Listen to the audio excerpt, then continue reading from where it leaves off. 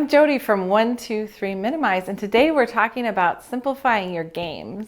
We've been doing this bin system for a long time, and it really started because we had boxes of games and a lot of them were starting to fall apart. What we started doing was the games that would fit into a bag, I just would label the canvas bag. And I got these at Hobby Lobby for a couple of dollars, but I think they're sold at Michael's and other stores. If a game didn't fit in a bag, then I would just take the board and throw it in the bin.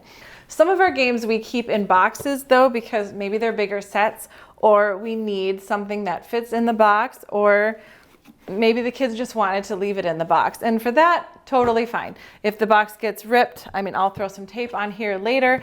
It is a good idea, to when you go through your games, get them all gathered in one area, repair games that you are going to keep.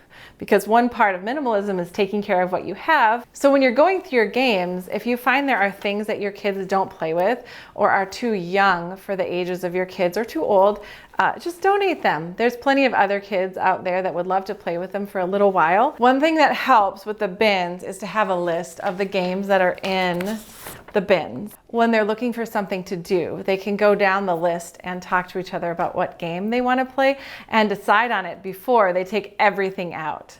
Have fun simplifying your games.